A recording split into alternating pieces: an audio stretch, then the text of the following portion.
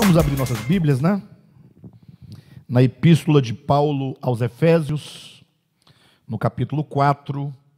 Vou fazer novamente toda a leitura que fizemos na semana passada, capítulo 4, versículo 7 até o versículo 16, tá?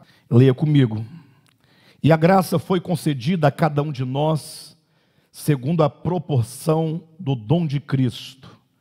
Por isso diz, quando ele subiu às alturas, levou cativo o cativeiro e concedeu dons aos homens. Ora, o que quer dizer subiu, senão que também havia descido até as regiões inferiores da terra? Aquele que desceu é também o mesmo que subiu acima de todos os céus, para encher todas as coisas.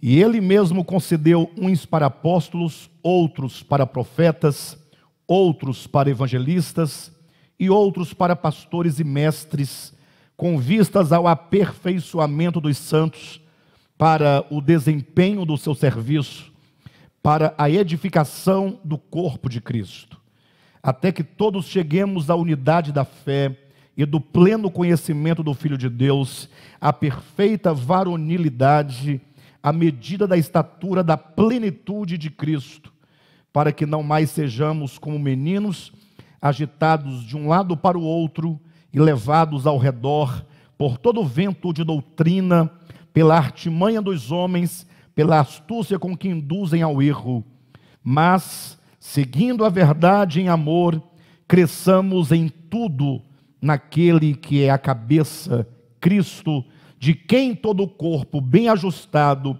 e consolidado pelo auxílio de toda junta, segundo a justa cooperação de cada parte, efetua o seu próprio aumento para a edificação de si em amor.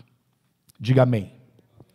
Queridos, na semana passada nós começamos a falar essa porção, dando ênfase ao conceito de corpo de Cristo.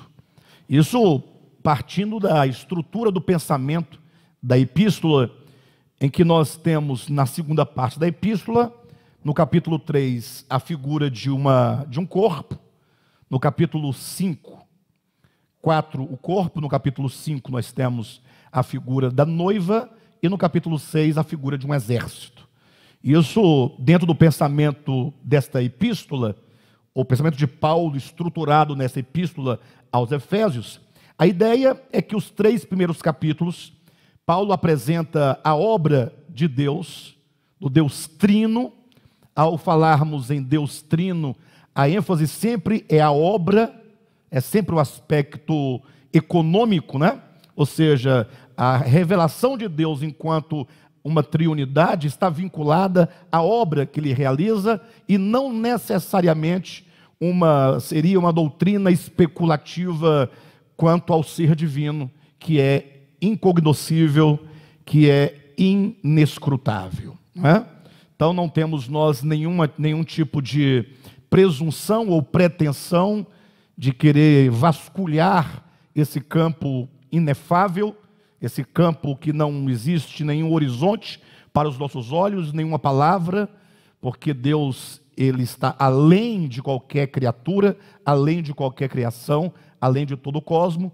Por isso nós decidimos tomar o aspecto da triunidade divina mostrada na Escritura no âmbito da obra divina, como Paulo coloca aos Efésios capítulo 1.